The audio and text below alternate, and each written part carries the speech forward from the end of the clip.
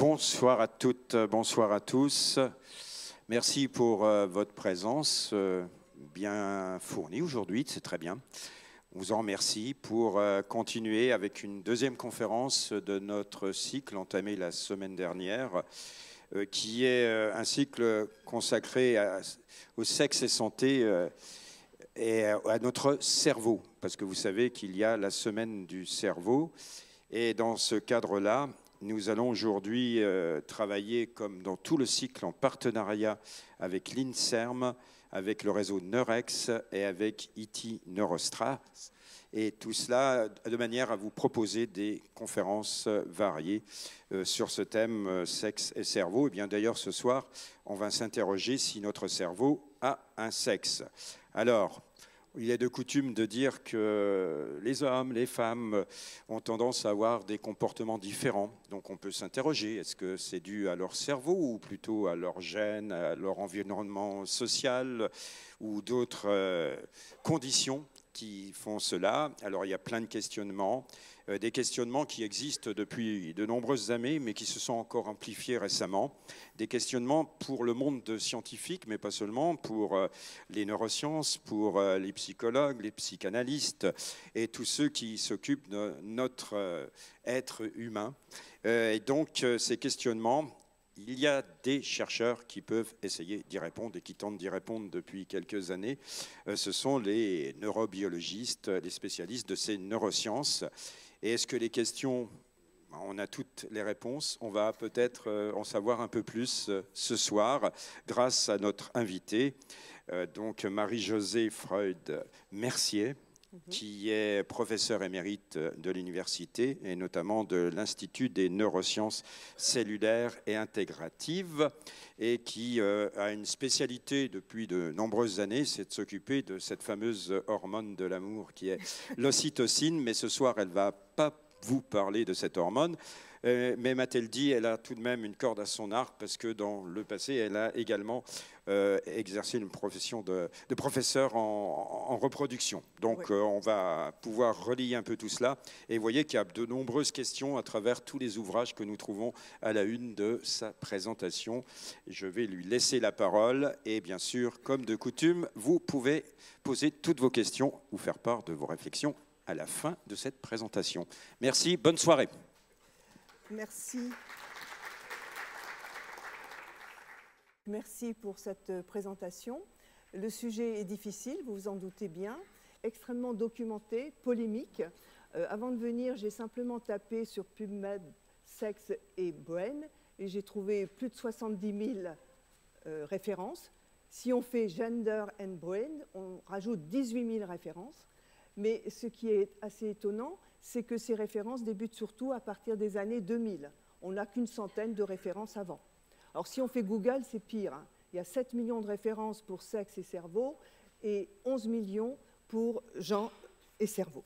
Alors j'ai choisi ici un certain nombre d'ouvrages dont les titres sont explicites. Vous avez des ouvrages, les deux premiers vont surtout traiter de la reproduction et du comportement sexuel. Et à partir des années 2000, on a toute une série d'ouvrages qui sont des ouvrages globaux de vulgarisation, majoritairement écrits par des femmes, ça c'est assez intéressant. Le premier, en 2004, c'est Melissa Ince qui va parler de la période prénatale et postnatale et du développement du cerveau. Les deux autres ouvrages, celui de Catherine Vidal qui passe très souvent dans les médias sur ce sujet et de Lise Elliott, sont plus, je dirais, vont essayer de sous-estimer l'action des hormones et de minimiser les différences entre les hommes et les femmes. Vous voyez que là, on rentre déjà dans la polémique.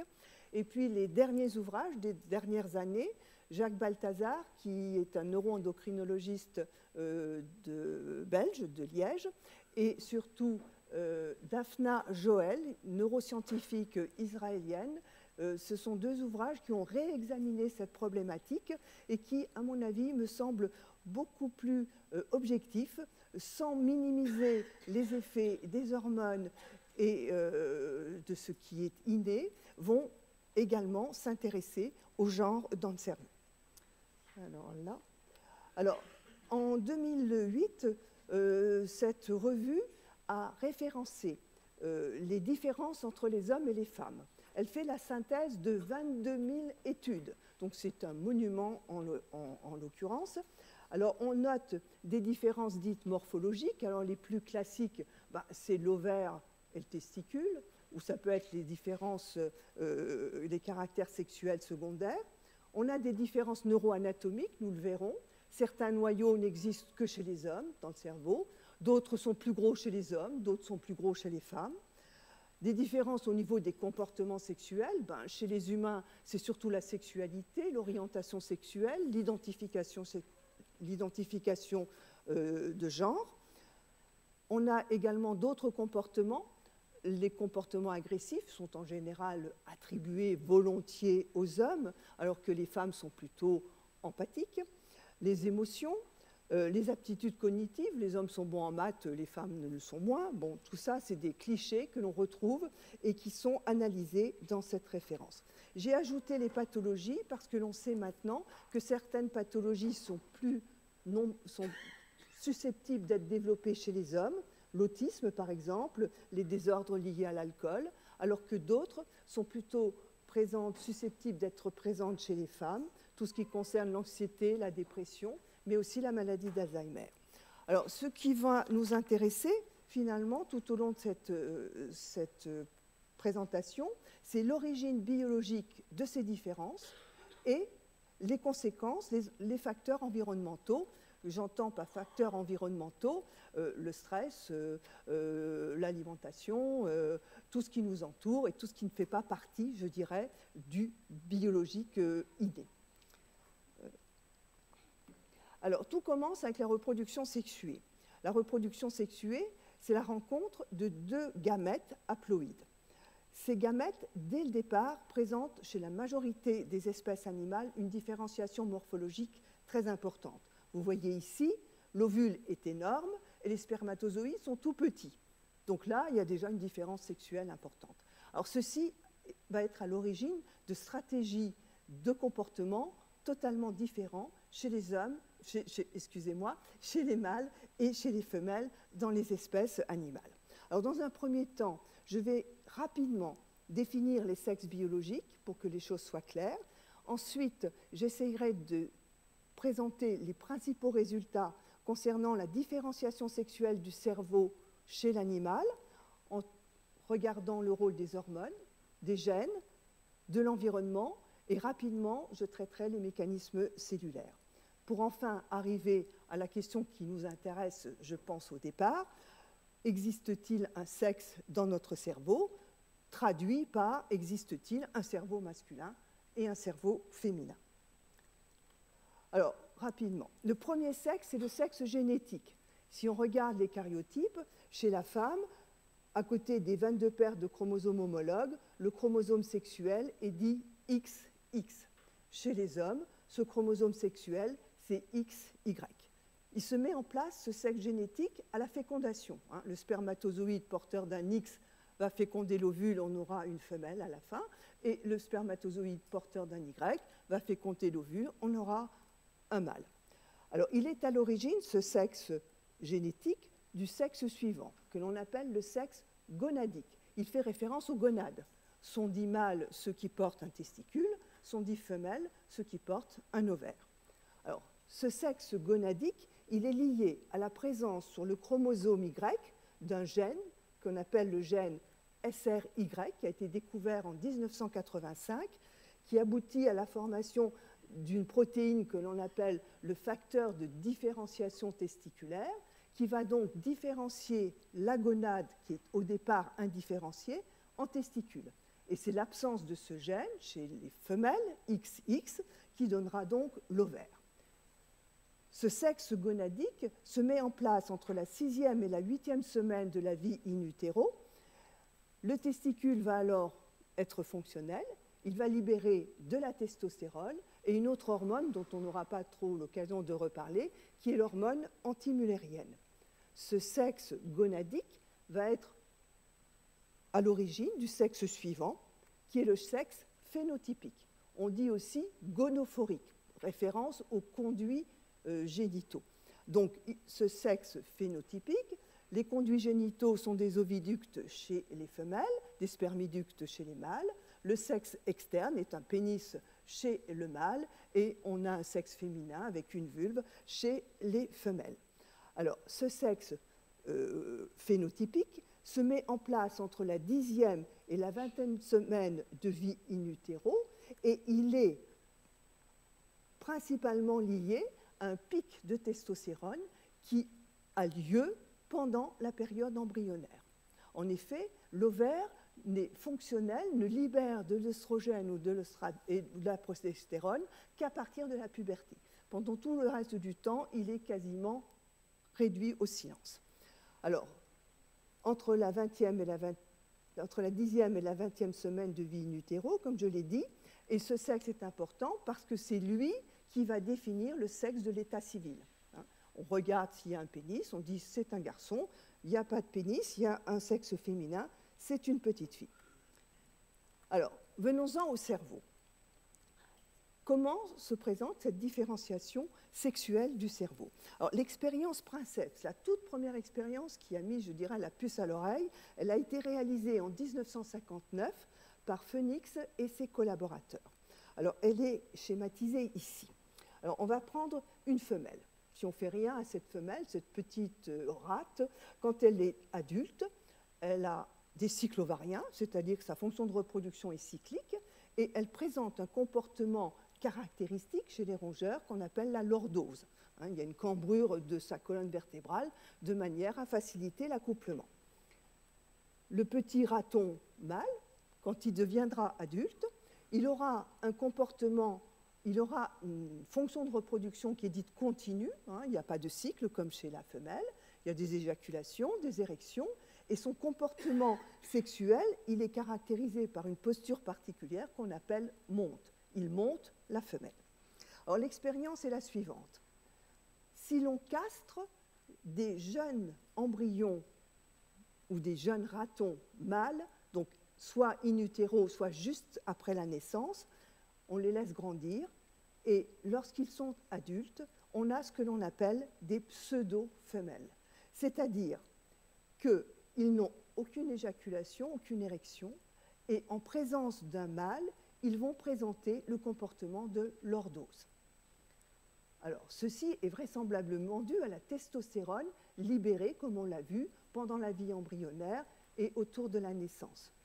Effectivement, les jeunes ratons, tout autour de la naissance, si on fait une injection de testostérone, à l'âge adulte, ces jeunes rates sont des pseudo-mâles, c'est-à-dire qu'elles n'ont plus de cycle ovarien, donc la fonction de reproduction n'existe plus en tant que fonction de reproduction féminine, et elles ont un comportement de monte en présence d'une femelle active.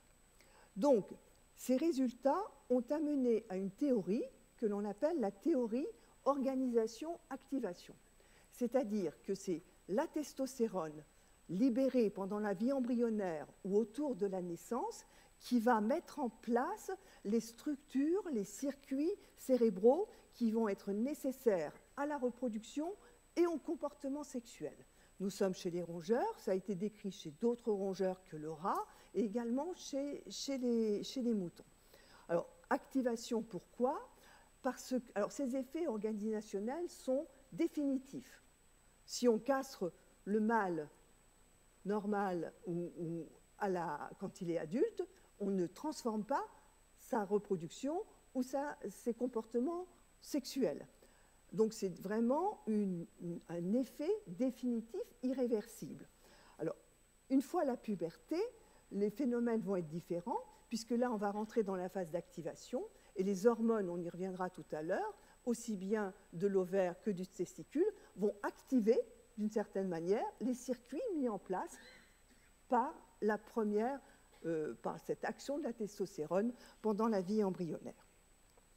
Alors, on a pu, dans de nombreuses études, montrer qu'il existait une relation de cause à effet entre le pic de testostérone, donc c'est souvent un deuxième pic qui a lieu autour de la naissance, donc entre ce pic, la fonction de reproduction, le comportement sexuel et l'anatomie de certaines régions cérébrales.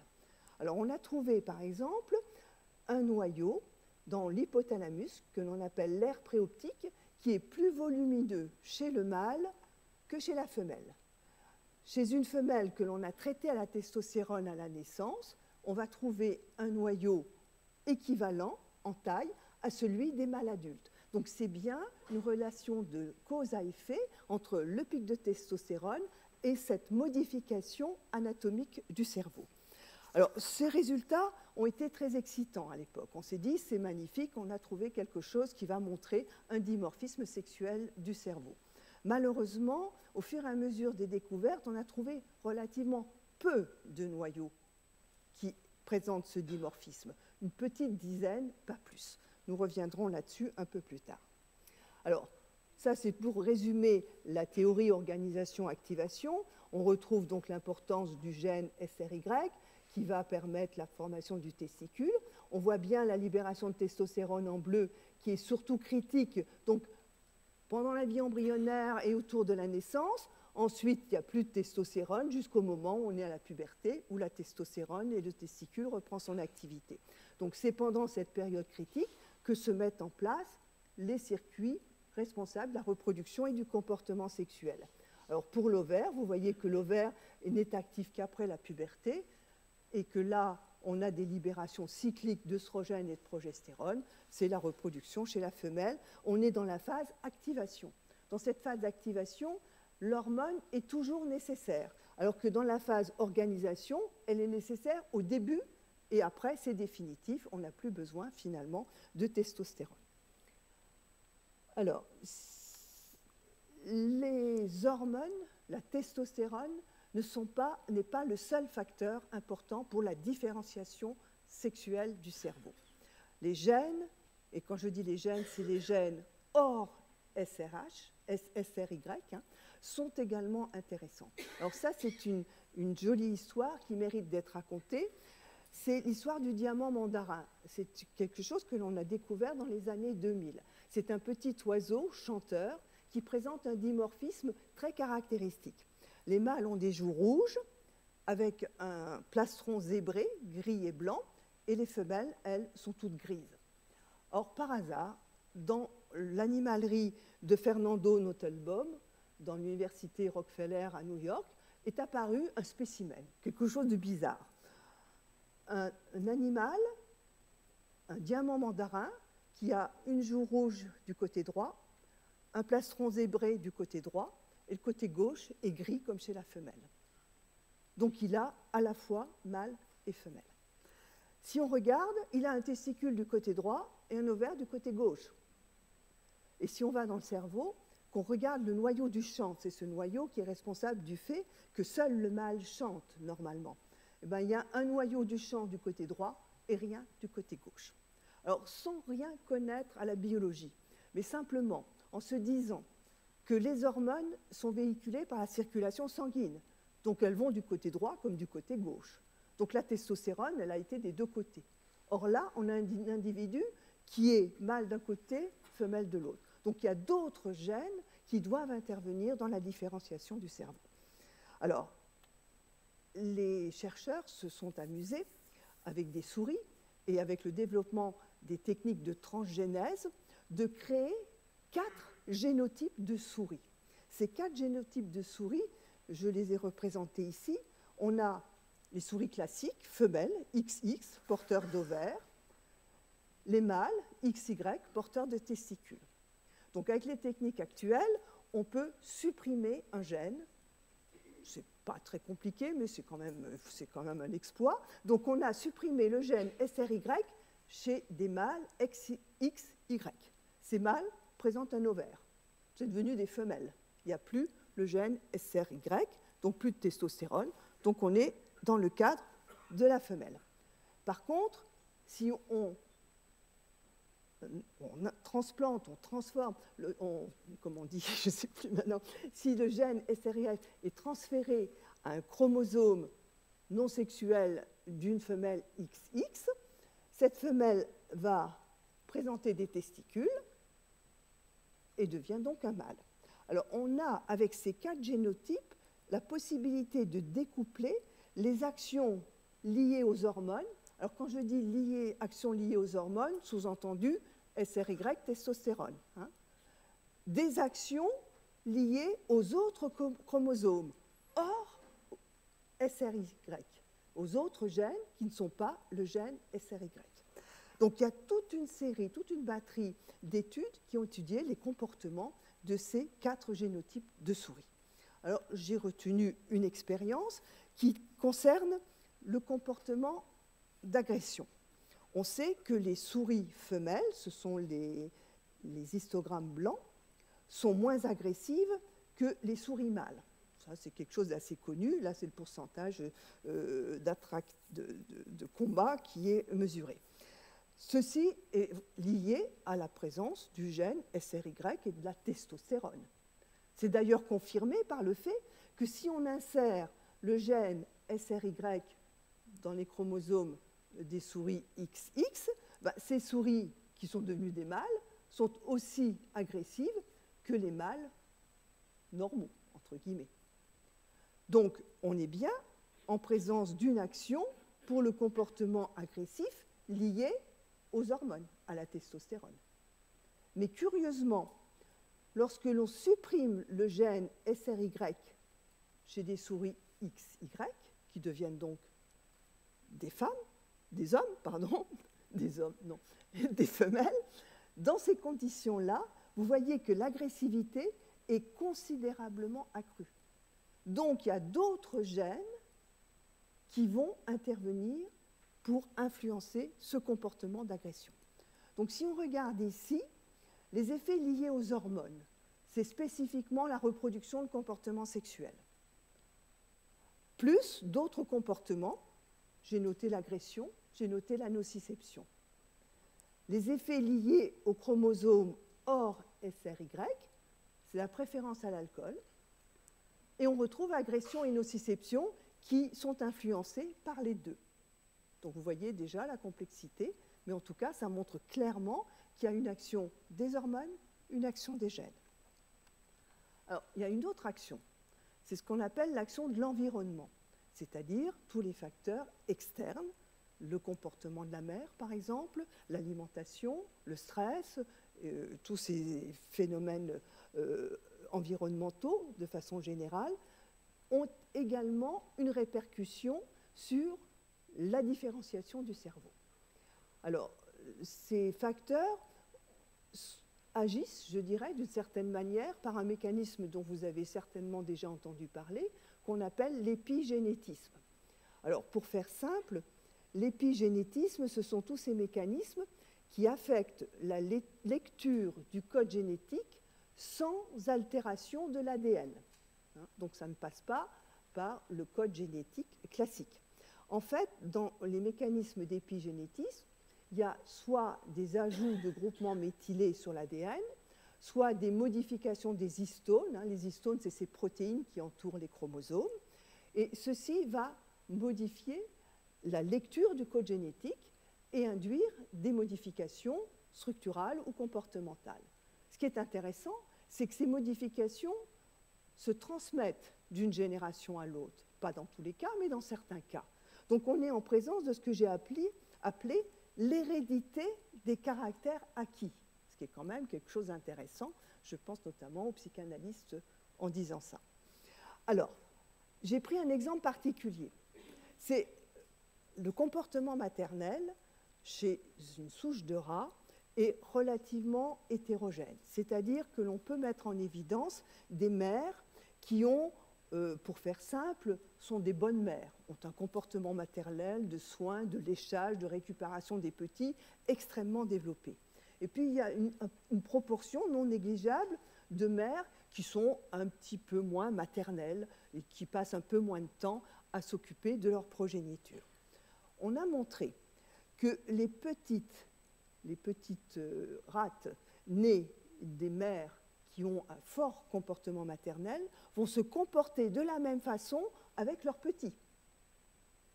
Alors que celles qui ont été élevées par des mères où le comportement maternel était moins développé vont répéter d'une certaine manière ce type de comportement avec leur progéniture.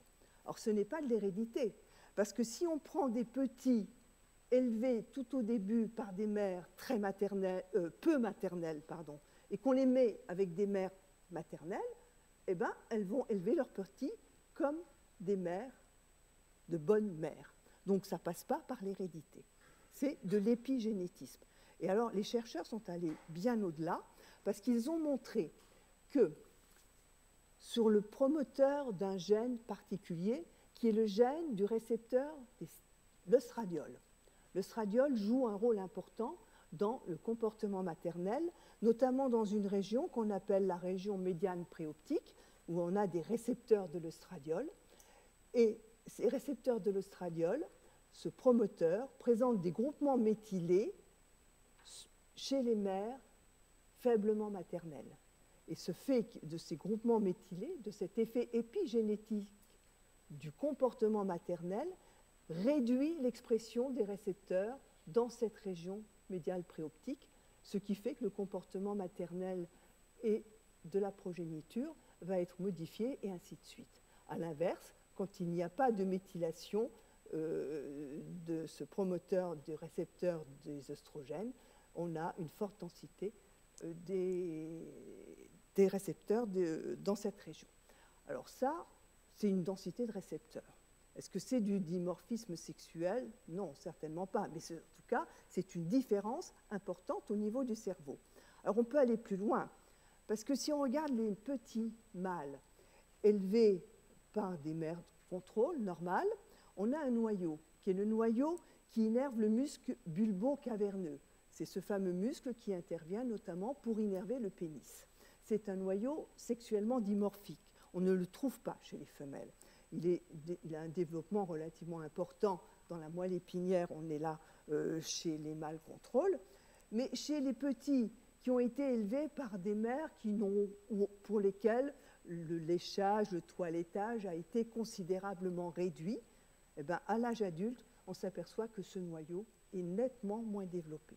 Donc vous voyez bien que le comportement maternel a eu des conséquences sur certains noyaux de la moelle épinière ou du système nerveux central dans la progéniture mâle.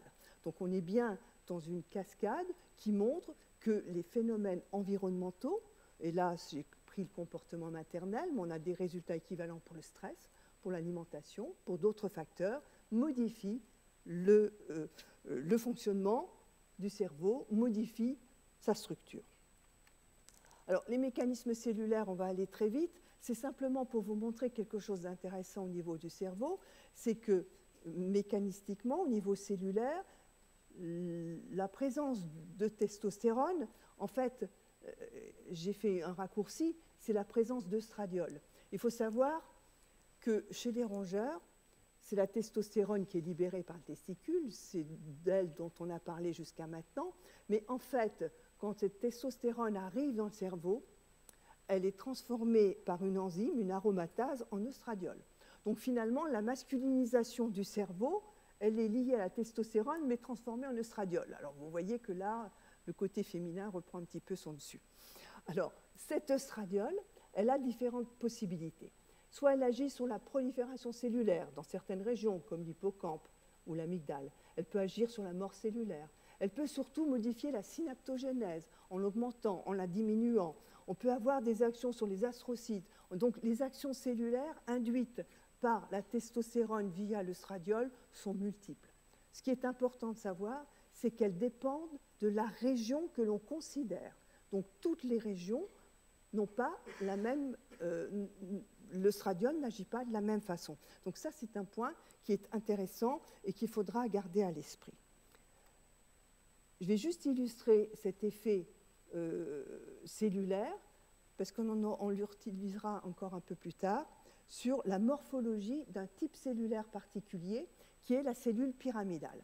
La cellule pyramidale, on la trouve dans l'hippocampe et dans le cortex. Alors c'est une grosse cellule. Ici, elle a été dessinée par Ramon y Caral. On ne peut pas faire des neurosciences sans parler de Caral. Donc cette cellule, elle a un corps cellulaire triangulaire, un arbre dendritique apical vers le haut, donc très élevé, basale, c'est donc sur le côté, également déblé. Et sur ces dendrites, on voit ce que l'on appelle des épines dendritiques. C'est des petites protubérances, vous les voyez ici en plus gros plan. Et ces petites protubérances, c'est le site de réception et d'interaction des signaux. Donc c'est vraiment l'élément déterminant dans la communication cellulaire. Eh bien, il existe une différence morphologique entre les cellules pyramidales chez les mâles et celles chez les femelles. Alors, dans une région particulière, l'hippocampe. Vous voyez ici, les femelles, c'est en noir. Donc la densité des épines dendritiques est plus importante que chez les mâles. Ici, ce sont les colonnes noires. On n'a pas cette différence quand on regarde les dendrites basales. On n'a pas cette différence quand on regarde les cellules pyramidales du cortex. Mais l'autre point intéressant, c'est que si les animaux sont stressés, que se passe-t-il? La densité des épines dendritiques diminue chez les femelles alors qu'elle augmente chez les mâles. Donc il y a une différence entre les mâles et les femelles sur cette morphologie, mais cette différence est modifiée par le stress, par les facteurs environnementaux.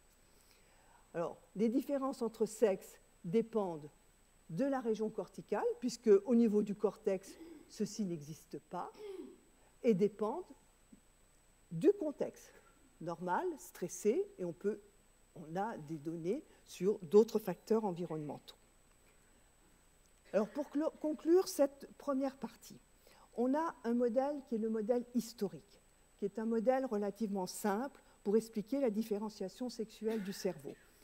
Les chromosomes Y, qui renferment le gène SRY, va permettre la différenciation du testicule, libérer la testostérone, qui, au niveau du cerveau, sera transformée en œstradiol, et on a toutes les possibilités de modifier, d'avoir des différences sexuelles au niveau du cerveau, différences sexuelles que j'ai appelées ici phénotypiques. Alors, ce modèle qui est simple, sériel, qui a plus de 60 ans, évidemment, il a été modifié depuis. Alors maintenant, on a un modèle beaucoup plus complexe, revisité. Alors, on retrouve toujours l'importance des hormones, ça nous y reviendrons, hein, même quand nous traiterons du cerveau dans l'espèce humaine. On a vu qu'il y avait aussi d'autres gènes que SRY qui pouvaient intervenir. Puis on a vu surtout la grande importance de l'environnement au travers de l'épigénétisme. Alors ça va encore plus loin, parce qu'il y a juste 2-3 ans, Margaret McCarthy vient de montrer que les cellules immunitaires présentes dans le cerveau étaient également un élément important dans la masculinisation du cerveau. Alors vous voyez qu'on fait intervenir finalement beaucoup de choses. Alors ce sont des parallèles que j'ai représentés ici, mais il faut savoir qu'il y a en plus des interactions entre ces différentes possibilités les unes avec les autres. Donc, ce qu'il faut retenir, c'est que dans ce modèle revisité, la différenciation sexuelle du cerveau n'est pas que l'apanage de la testostérone et des hormones, mais que d'autres facteurs interviennent et que ces différences vont en plus être différentes d'une région à l'autre du cerveau et qu'il y a des modifications tout au long de la vie. Les différences les plus importantes apparaissent évidemment pendant la période de développement, mais on peut aussi avoir des différences tout au long de la vie. Alors maintenant, passons au vif du sujet. Je pense que si vous êtes venu ici, c'est pour parler de votre cerveau. Donc, mon cerveau a-t-il un sexe? Autrement dit, existe-t-il un cerveau masculin et un cerveau féminin? Alors là, on trouve beaucoup d'interrogations à ce sujet. Alors, je vais d'abord vous montrer qu'il est difficile d'établir un lien de cause à effet dans l'espèce humaine. C'est généralement le cas pour toutes les expériences scientifiques. On peut faire des tas de choses chez l'animal qu'on ne peut pas faire dans l'espèce humaine. Donc on aura recours à ce que l'on appelle des cas cliniques. Ensuite, je voudrais faire la différence entre des différences que j'ai appelées structures, c'est-à-dire la taille, le volume du cerveau, et des différences que j'ai appelées fonctionnelles, c'est-à-dire les comportements sexuels, mais aussi les autres comportements, les traits de caractère, les aspects cognitifs. Donc là, on glisse gentiment vers le genre plutôt que vers le sexe. Et je voudrais aussi montrer que la vision qu'on en a est des fois différente selon qu'on regarde une région isolée, un caractère, ou si on a une vision plus globale sur le cerveau dans son entièreté, ou si on considère plusieurs paramètres. Alors, le début, c'est quasiment comme chez le rat. Dans l'espèce humaine, il existe également un pic de testostérone pendant la vie embryonnaire. L'édification des sexes biologiques que j'ai expliqué au début, elle est tout à fait la même chez le rat et dans l'espèce humaine. On a également un pic de testostérone après. Mais contrairement au rat où c'est autour de la naissance, chez l'homme, ce pic se situe entre le 1er et le 4e mois de la naissance. Donc les petits garçons ont ce qu'on appelle une prépuberté dans les premiers mois après la naissance. Alors après, il n'y a plus rien au niveau de la testostérone, le testicule est au repos et ça reprend au moment de la puberté. Alors on a recherché évidemment des noyaux équivalents à ce que l'on avait vu chez le rat et on a trouvé un noyau sexuellement dimorphique dans l'hypothalamus et il est 2,5 fois plus gros chez l'homme que chez la femme. Alors tout ça c'était bien beau, mais in fine, on n'observe qu'une dizaine de noyaux sexuellement différenciés, alors soit au profit de l'homme, soit au profit de la femme. Donc ce n'est pas beaucoup, surtout que ces noyaux ne sont pas très gros. Donc quand on regarde un cerveau dans sa globalité, dire c'est un cerveau masculin, c'est un cerveau féminin, c'est assez difficile. Alors, les cas cliniques. Je vais vous présenter 2 cas cliniques qui vont vous montrer qu'il y a, comme chez les rongeurs, un rôle important des hormones, c'est-à-dire de SRY et de la testostérone. Alors, le premier cas clinique, c'est ce que l'on appelle l'insensibilité aux androgènes. On parle aussi de testicules féminisants. Donc, ce sont des personnes qui ont un état civil féminin. Donc, à la naissance, on dit c'est des petites filles. Quand elles grandissent, le sexe somatique continue d'être féminin, surtout si l'insensibilité est totale, comme c'est le cas pour cette jolie personne, Eden Atwood, qui est une chanteuse de jazz, actrice américaine, qui, en 2002, a annoncé publiquement son intersexualité. Alors, ces personnes ont un sexe gonophorique interne qui est très ambigu. En fait, elles n'ont pas d'utérus, elles ne peuvent pas avoir d'enfants. Et c'est généralement à ce moment-là que des recherches sont faites pour essayer de comprendre pourquoi. Elles ont un sexe gonadique mâle, mais les testicules sont restés intra-abdominaux, donc on ne les voit pas. Le sexe génétique, alors, est recherché. On se dit, qu'est-ce qui se passe? Or, elles sont XY. Donc, c'est un sexe génétique mâle, mais tout le reste est développé dans le sens femelle. En fait, elles souffrent d'une mutation très rare du récepteur des androgènes, le récepteur de la testostérone, donc, sur le chromosome X. Donc, il y a bien un testicule, il y a bien des testicules, il y a bien une libération de testostérone, mais la testostérone ne peut pas agir, il n'y a pas de récepteur. Donc, finalement, tout se développe comme si c'était des femmes. Alors, l'étude de ce cas clinique, si on revient au cerveau, puisque c'est ce qui nous intéresse, j'ai sorti là une étude en IRM fonctionnel lors d'une tâche qui est une tâche de rotation mentale. Alors cette tâche de rotation mentale, c'est une tâche que l'on dit généralement être plus performante chez les hommes que chez les femmes. Donc c'est la rotation dans l'espace d'un objet imaginé, et donc les hommes seraient ou sont plus adroits dans cette réalisation. Donc on fait réaliser cette tâche de rotation mentale à des hommes, à des femmes, et à des femmes qui sont atteintes de cette insensibilité aux androgènes. Alors la rotation mentale, c'est surtout, au niveau de l'IRM fonctionnel, une activation importante du cortex pariétal. C'est ce que l'on voit ici, alors que chez les femmes, c'est beaucoup moins important. Et chez les femmes atteintes de cette insensibilité aux oestrogènes, on trouve des images équivalentes aux femmes. Donc elles sont bien XY, mais leur cerveau, et en tout cas les images d'IRM fonctionnelles, sont équivalentes à celles des femmes. Donc on voit bien une influence du sexe. Ici, c'est l'absence d'effet de la testostérone, c'est en négatif si vous voulez, mais c'est bien quand même qu'il y a une influence du sexe sur le cerveau. Alors, l'autre syndrome, c'est l'hyperplasie congénitale des glandes surrénales. Alors, on peut l'observer chez les filles comme chez les garçons. Chez les filles, donc elles sont XX, état civil féminin, mais elles sont exposées in utero à un fort taux de testostérone, justement à cause de cette hyperplasie des glandes surrénales. Donc quand elles naissent, il y a une virilisation des organes génitaux et en général, dans les quelques années qui suivent la naissance, c'est corrigé par chirurgie. Alors, il y a le test qui est présenté ici, c'est un test particulier qui a été largement commenté déjà dans la littérature, c'est qu'à l'âge de 3-4 ans, les petits garçons préfèrent jouer avec des jeux de garçons.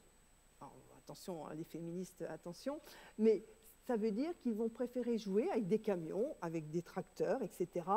Et les petites filles ne jouent pas trop avec ces jouets-là.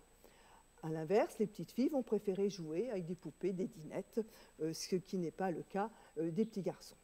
Alors, ces tests, ces observations ont été reprises justement dans le cas des petites filles qui souffrent de cette hyperplasie congénitale des glandes surrénales. Alors, les résultats sont clairs. Ces petites filles jouent moins avec les jouets pour les filles que les filles non affectées. Pour les garçons, ça ne change rien. De toute façon, ils ont de la testostérone, ils en ont un peu plus à cause de cette hyperplasie des glandes surrénales. Les deux jouent avec des jeux pour garçons. Alors, ça montre bien qu'il y a quand même une influence du sexe sur le fonctionnement du cerveau. D'autant plus que ces petites filles, quand elles sont nées, les parents ont été mis au courant de leurs symptômes, de leur syndrome. Donc, pour pallier à cette sécrétion embryonnaire de testostérone, ils ont eu tendance à élever leurs petites filles, vraiment, en leur donnant des jouets de petites filles, en accentuant la féminité, sachant qu'elles avaient été au contact de testostérone pendant la vie embryonnaire. Et bien, malgré tout, il reste une différence dans ces jeux, et ce sont des tests que nous verrons qui sont relativement significatifs. Donc, il y a bien une influence du sexe sur le cerveau, mais cette influence du sexe, elle va être contrebalancée dans bien des cas par les facteurs environnementaux. Alors, avant de continuer un peu plus loin, je voudrais juste m'arrêter quelques instants sur la mesure des différences, parce que quand on lit tous les articles concernant l'espèce humaine, on est confronté à ce sujet-là. Ici sont représentées deux populations. Alors on peut dire une population en bleu, ce sont les hommes, en rose, ce sont les femmes. Dans ce cas de cette représentation-là, on a deux courbes qui sont parfaitement séparées. C'est-à-dire le score qu'on examine ou la variable qu'on étudie est totalement différente chez l'homme et chez la femme. Il n'y a pas ou très peu de recouvrement. C'est finalement le cas idéal d'un dimorphisme. Donc on parlera de dimorphisme quand on a des valeurs de score ou de variables qui répondent à ce critère. Mais dans la quasi-majorité des cas, on a des courbes de ce type. C'est-à-dire elles sont plus ou moins hautes, plus ou moins étalées, mais avec toujours des périodes de recouvrement. Alors comment estimer, comment évaluer ces différences? On peut effectivement soustraire les moyennes, mais ça, ce n'est pas satisfaisant. Donc on a recours à ce que l'on appelle la taille de l'effet. On parle aussi du D de Cohen. Alors ce D de Cohen, il y a une formule mathématique qui tient compte aussi de l'écart-type, c'est-à-dire de l'étalement des courbes. Alors ce D de Cohen, si on prend l'exemple de la taille des hommes, les hommes sont plus grands que les femmes. Ça, tout le monde est d'accord pour le dire, même s'il y a des hommes plus petits que certaines femmes. La moyenne, les hommes font 1,77 m, je crois, en France, et les femmes 1,64 m. Le D calculé pour une population importante, on a une valeur de 2. Alors, on considère que si le D est inférieur à 0,2, c'est négligeable. Il n'y a pas de différence. Et s'il est supérieur à 0,8, il commence à avoir un certain nombre de différences. Les différences deviennent significatives. Alors là, j'ai été un petit peu vite, mais je voudrais rappeler qu'on ne peut parler de dimorphisme que pour des caractères qui sont nettement séparés, où le chevauchement est quasi inexistant. Dans tous les autres cas, on parlera de différences sexuelles. D'accord ? Alors, ça, c'est une étude publiée en 2020 qui a calculé la taille de l'effet pour un certain nombre de traits, de caractères. En rouge, c'est la différence de la taille homme-femme, D égale à 2. C'est le comparateur. Alors, on voit que certains traits liés à la sexualité ont un D élevé. C'est l'identité de genre et l'orientation sexuelle.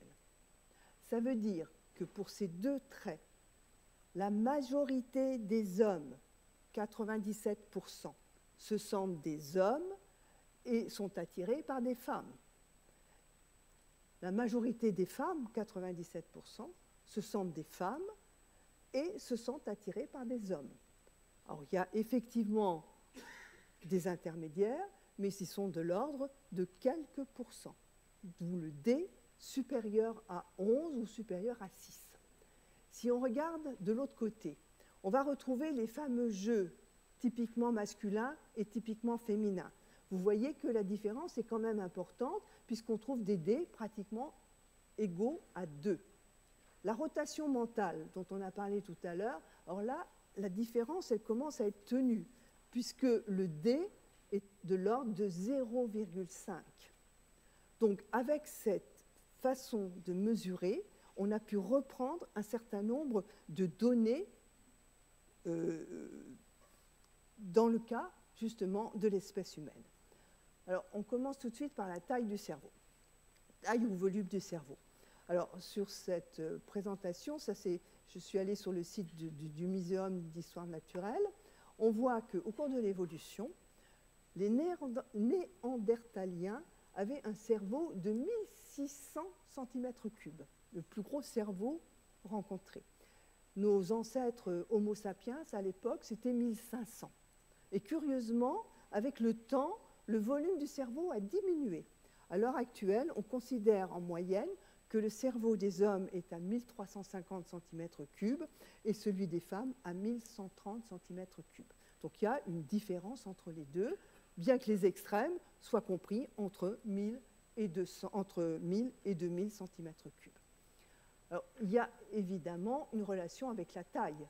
Les hommes sont plus grands, sont plus forts, sont plus gros, ils ont un cerveau plus gros, c'est normal. Regardez le cachalot ou l'éléphant, leur cerveau c'est 9 kg.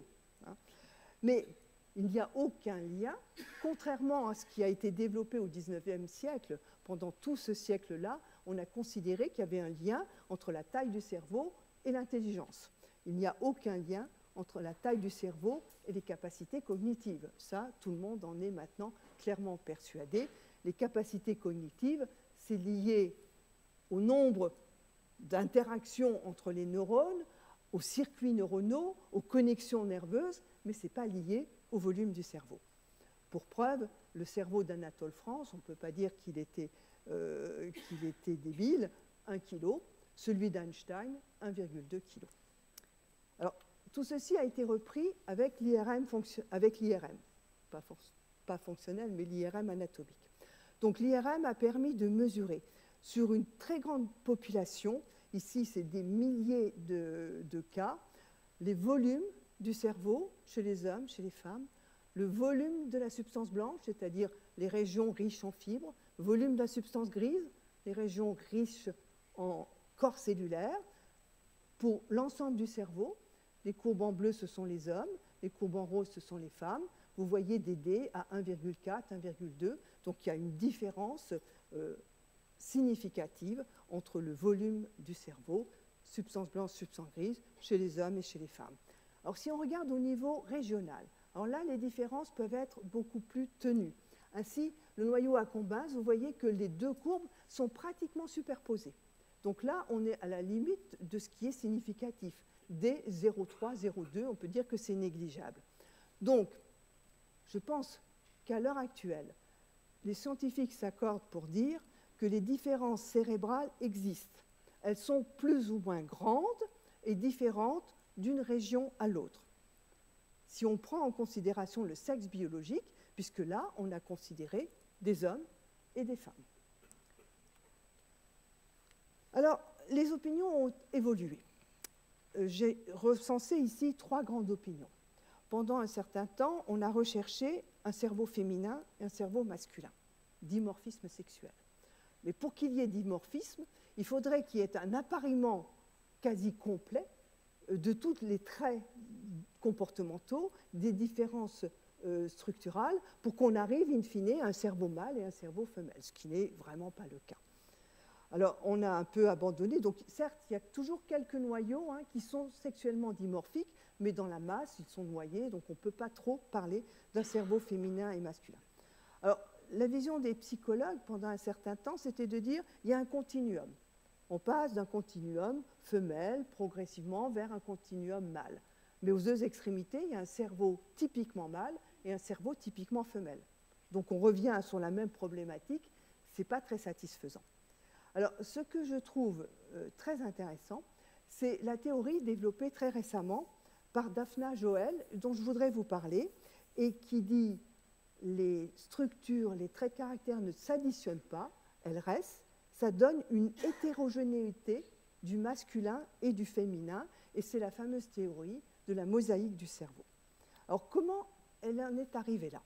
On reprend rapidement l'expérience avec les cellules pyramidales.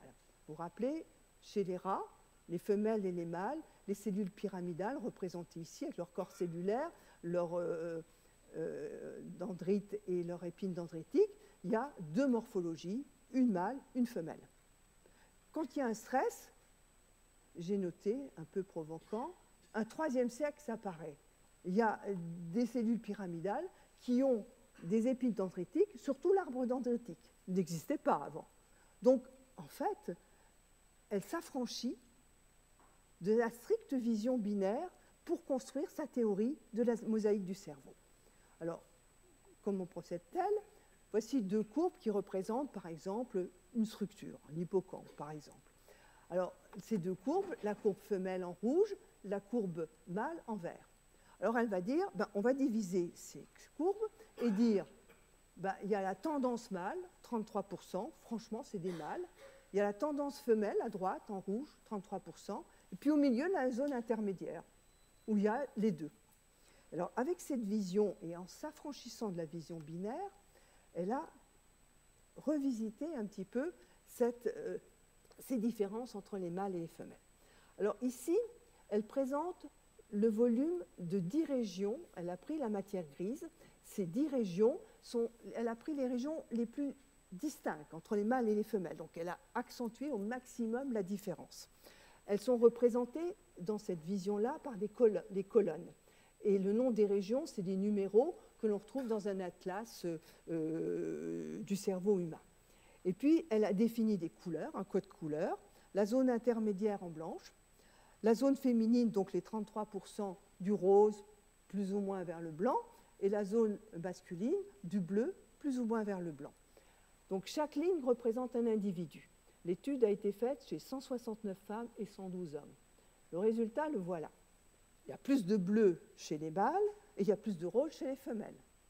Donc il y a plus de caractère mâle chez les mâles que de caractère féminin chez les femelles. Mais regardez dans l'ensemble, vous apercevez que c'est comme une mosaïque. C'est-à-dire qu'il n'y a pratiquement aucun individu qui n'est totalement rose ou totalement bleu. Donc c'est une hétérogénéité de ces structures. Et ceci est encore plus probant puisqu'elle a refait la même étude en prenant en compte cette fois-ci 116 régions, donc quasiment la totalité du cerveau. Alors, le code couleur est un peu différent, on va du vert vers le jaune, mais comme vous le voyez, chez les cerveaux mâles, il y a peut-être un petit peu plus de jaune que chez les femelles, un petit peu plus de vert, mais là encore, l'hétérogénéité apparaît encore plus. Il n'y a pas d'individu strictement mâle, strictement femelle. Alors, pour terminer, elle a utilisé la même analyse pour des traits psychologiques, 7 traits psychologiques caractéristiques des adolescents, 382 filles, 188 garçons. C'est ce qu'elle présente dans son livre. Je n'ai pas trouvé la référence bibliographique autre que dans son livre. Mais là encore, le même code couleur. Donc les 7 traits psychologiques sont représentés sur les colonnes et les individus, ce sont les lignes. Chez les hommes, il y a un petit peu plus de bleu que chez les femmes, où il y a un petit peu plus de rose. Mais on a bien un mélange, une mosaïque, aussi bien au niveau des structures que des fonctions. Donc, comme elle l'écrit, notre cerveau, comme notre personnalité, se présente comme une mosaïque unique de différentes nuances féminines et masculines. Alors, j'ai interrogé l'intelligence artificielle, la réponse de ChatGPT. Voici ce que dit le chat. Non, le cerveau n'a pas de sexe biologique. Les caractéristiques sexuelles primaires et secondaires sont déterminées par les niveaux hormonaux qui peuvent affecter la structure et les fonctions du cerveau, mais le cerveau en lui-même n'est pas masculin ou féminin. Donc on retrouve bien l'idée défendue par Daphna Joel. Cependant, il existe des différences moyennes entre les cerveaux des hommes et des femmes, mais il est important de noter que ces différences ne s'appliquent pas à toutes les personnes de chaque sexe et ne définissent pas les comportements ou les capacités individuelles. Et si on va un tout petit peu plus loin dans sa réponse, les différences entre les cerveaux masculins et féminins sont complexes et souvent influencées par des facteurs hormonaux, sociaux et culturels.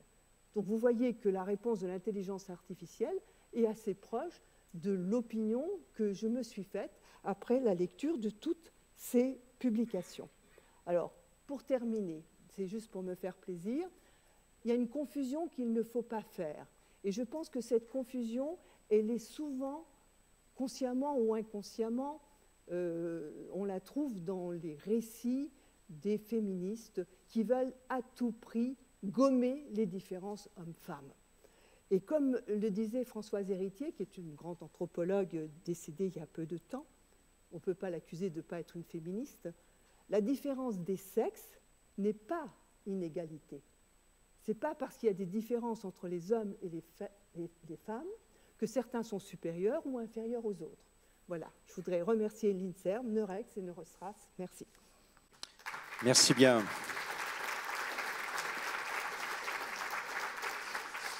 Voilà. Après cette présentation, place à la salle. Si vous avez des questions, vous levez le bras. Quand on répond à une question, vous levez le bras ensuite. Comme ça me permet d'être au bon endroit dans l'amphi. Alors, qui se lance dans la première question? Merci beaucoup pour cette présentation hyper complète. Je vais revenir en fait à une question plus sur la première partie, mais sur les syndromes que vous nous avez présentés, et notamment ceux qui sont très exposés à la testostérone. Je ne me rappelle plus du nom du syndrome. Et vous avez montré le nom de cette chanteuse de jazz. Est-ce que ces personnes-là qui souffrent de ce syndrome avaient d'autres effets secondaires liés à l'insensibilité aux androgènes? Est-ce que l'insensibilité aux androgènes... Je suis un peu sourde, certainement. Est-ce que l'insensibilité à la testostérone chez les personnes dont vous avez parlé avait d'autres effets que physiologiques? On parlait plutôt d'une présentation que la testostérone a plein d'effets physiologiques. Et est-ce que le fait d'être insensible à ça donnait d'autres syndromes, outre la différenciation de homme-femme? Alors, je crois que si j'ai bien compris votre question, il faut faire la part des choses entre, justement, on revient à la théorie de base, organisation. C'est-à-dire que la testostérone, elle est importante pendant la vie embryonnaire pour mettre en place un certain nombre de circuits, de réseaux qui vont être importants pour le comportement sexuel et pour la reproduction. Après, finalement, c'est la partie activation. Dans cette partie activation, les hormones, que ce soit les œstrogènes ou la progestérone, vont activer les systèmes. Il faut que les systèmes soient là pour qu'ils soient activés par les hormones.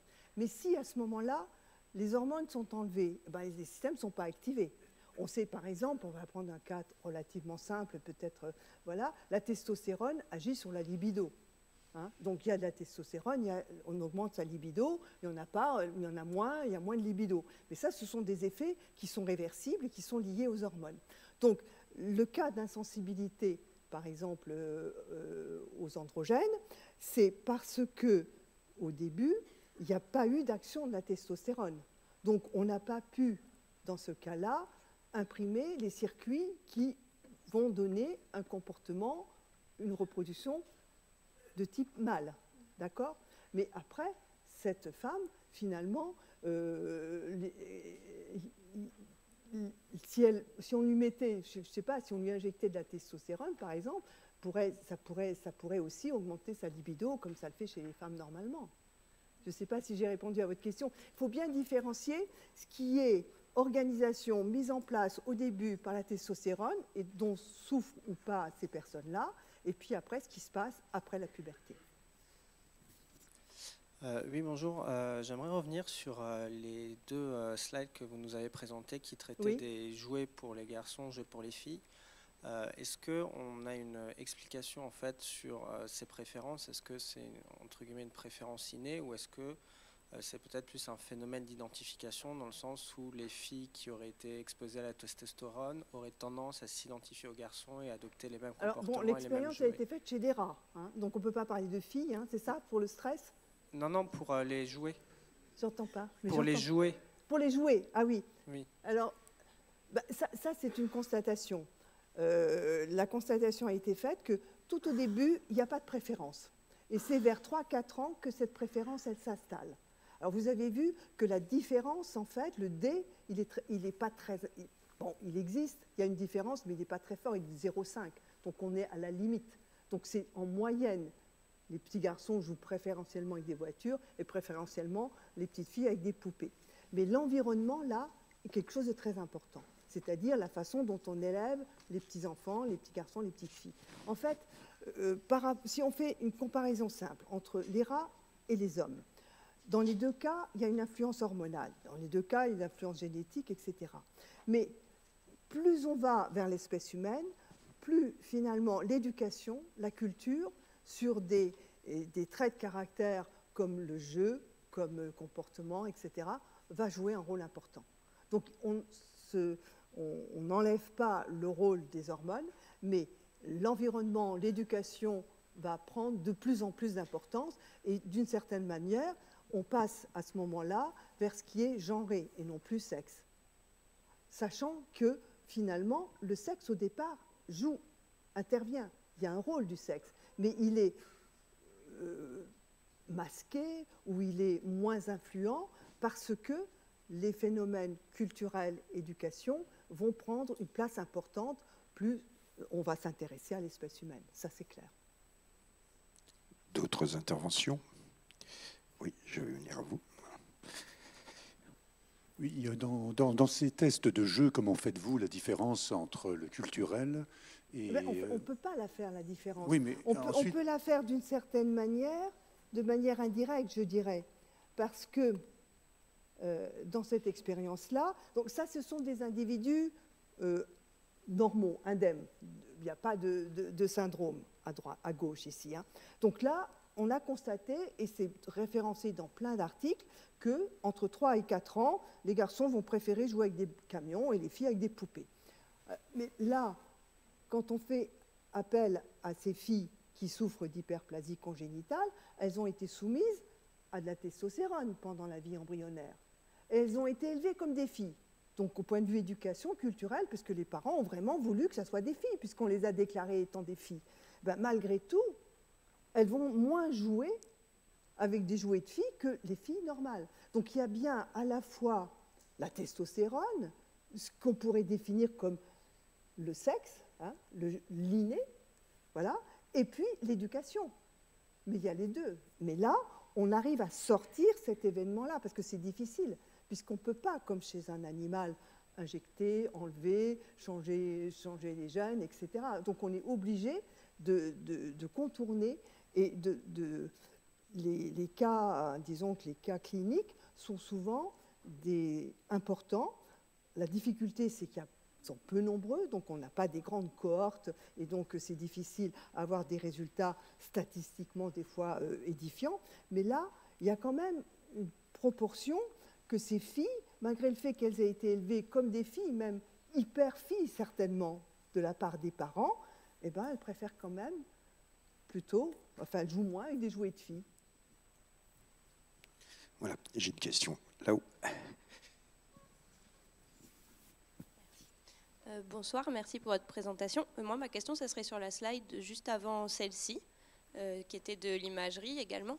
C'est un peu le même style de question sur la question entre genre et sexe. En fait, est-ce que finalement cette tâche, elle est vraiment... Enfin, est-ce que les différences qu'on observe dans l'activation du cerveau entre filles et garçons, est-ce que c'est vraiment quelque chose de sexuel ou est-ce que ça peut être quelque chose qui est lié au genre? Parce qu'on sait par exemple que notamment à l'école, les petites filles, il y a des études qui ont été menées sur les maths à l'école et du coup, dès qu'on parle de maths, les petites filles ont des résultats qui vont être moins bons en comparaison à des garçons, mais c'est plus quelque chose qui semble culturel. Du coup, est-ce qu'il y aurait une autre tâche ici qu'on aurait pu faire pour faire cette différence entre sexe et genre? Oui, non, mais ça, c'est toujours la difficulté, elle réside dans cette différence, justement, entre le sexe et le genre. Mais là encore, dans ce cas particulier, et cette analyse de cette tâche, c'est une tâche qui est normalement genrée, mais avec un dé de Cohen, vous avez vu, qui est quand même relativement faible, de 0,5. Hein, donc, ce n'est pas une différence aussi forte que pour les jouets, par exemple. Hein. Mais dans cette tâche, disons qu'en IRM fonctionnel, globalement, hein, sans rentrer dans le détail, mais l'activation du cortex pariétal est beaucoup plus importante chez les hommes et elle l'est un petit peu moins chez les femmes. Or, les personnes qui souffrent qui sont atteintes de cette insensibilité aux androgènes, ben, elles ressemblent plus à des femmes. Hein, il n'y a pas eu cette organisation liée à la testostérone et cette influence des hormones au moment du développement du cerveau. Donc, c'est des raisonnements par comparaison et un petit peu, pas compliqués, mais qui permettent, en tout cas, de dire qu'il y a une influence, c'est clair, du sexe sur le cerveau, mais souvent masquée, plus ou moins masquée, par l'importance des phénomènes culturels, environnementaux, etc. Et du coup, si je peux rebondir là-dessus, j'ai une deuxième question. Est-ce qu'à l'heure d'aujourd'hui, il y a des études qui sont menées chez des personnes transgenres sur ce sujet-là, sur les différences au niveau du cerveau? Là, j'ai préparé une... Je me doutais que des questions sur ce problème allaient venir. Voilà. Alors, je voudrais, un peu comme l'avait fait Madame Grenouillot la semaine dernière, faire la différence claire entre l'intersexualité et l'orientation sexuelle et l'identité sexuelle. Donc l'intersexualité, ça rentre dans les deux cas cliniques que je vous ai présentés précédemment. Donc c'est des sexes biologiques qui ont des anomalies, si vous voulez, de ce point de vue-là. Alors, l'orientation sexuelle, bon, ben c'est ça, c'est être attiré par le sexe opposé. Et comme on l'a vu, ce sont des différences très claires entre les hommes et les femmes, mais le pourcentage d'homosexuels, par exemple, est de 1,6%. Pour les lesbiennes, on est à 1,4%, donc ce sont toujours des pourcentages très petits. Pour l'identité sexuelle, c'est-à-dire se sentir femme dans un corps de femme ou se sentir homme quand on est homme, c'est pareil. Les pourcentages de gens qui sont atteints de ce que l'on appelle maintenant la dystrophie de genre, c'est extrêmement faible, c'est moins de 1%. Donc vous voyez que pour réaliser des études chez des personnes transgenres, par exemple, c'est extrêmement difficile. D'abord parce qu'au plan sociétal, moral, culturel, enfin environnemental, les gens ne vont pas forcément accepter de se présenter pour réaliser de telles études. Et puis on va tomber sur un nombre limité de cas. Donc on n'a pas tellement de possibilités d'avoir un retour sur est-ce que c'est des facteurs biologiques, est-ce que c'est des facteurs culturels. Donc tout ça, c'est à l'étude, mais on est loin d'avoir une vision très claire. Alors, je n'ai pas pris d'informations pour ce qui est de la dystrophie de genre, mais pour ce qui est de l'homosexualité, c'est un petit peu plus développé, je dirais, parce qu'il y a un petit peu plus de personnes, et surtout parce que ça a été complètement banalisé. Donc il n'y a pas trop de problèmes pour trouver des informations. Alors, vous voyez que l'orientation sexuelle, le D de Cohen, il est relativement élevé. Donc, la majorité des gens sont attirés par le sexe opposé. Les quelques pourcents qui ne le sont pas sont donc soit des homosexuels, soit des lesbiennes. Alors, les ouvrages de Jacques Balthazar, dont j'ai présenté, sont très informatifs sur cette problématique. Si ça vous intéresse, ils sont très très bien faits. Alors, comment montrer l'influence des hormones? Ben là, justement, on a pris le cas de ces femmes qui souffrent de l'hypertrophie des glandes surrénaliennes. Et on a regardé l'orientation sexuelle sur un nombre de cas donnés. Alors, vous voyez le résultat. L'orientation sexuelle de type homo, ça c'est le rapport Kinsey.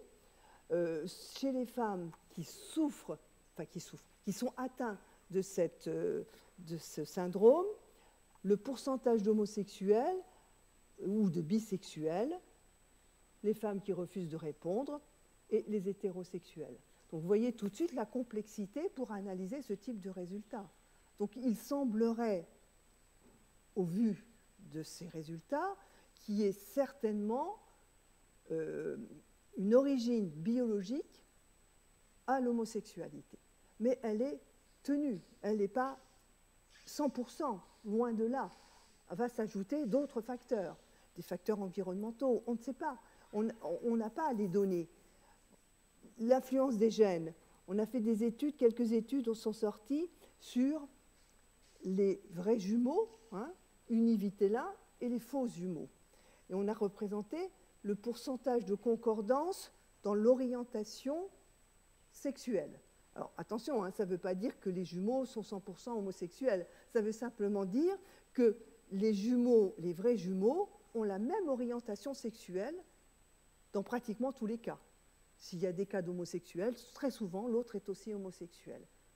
Mais la majorité sont hétérosexuels. Par contre, les jumeaux bivitellins, vous voyez que la concordance dans l'orientation sexuelle, elle est aléatoire, elle n'est pas pareille du tout. Donc il y a certainement des facteurs génétiques, des facteurs biologiques, mais comme le dit Jacques Balthazar, qui a beaucoup travaillé là-dessus, ce n'est pas tout ça, il y a d'autres choses encore. Donc vous voyez que la difficulté réside d'une part dans le fait que pour les transgenres, c'est encore un peu tabou, donc on ne va pas trouver facilement des personnes pour vouloir participer à ce genre d'études, et puis on ne va pas en trouver beaucoup.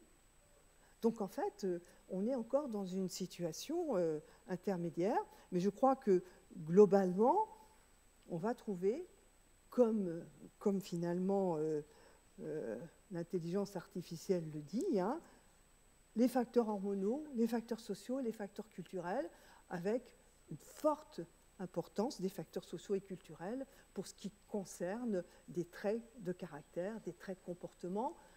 Or, tout ce qui concerne la sexualité, parce que ça, dans la sexualité, l'importance des hormones, c'est quand même assez fort.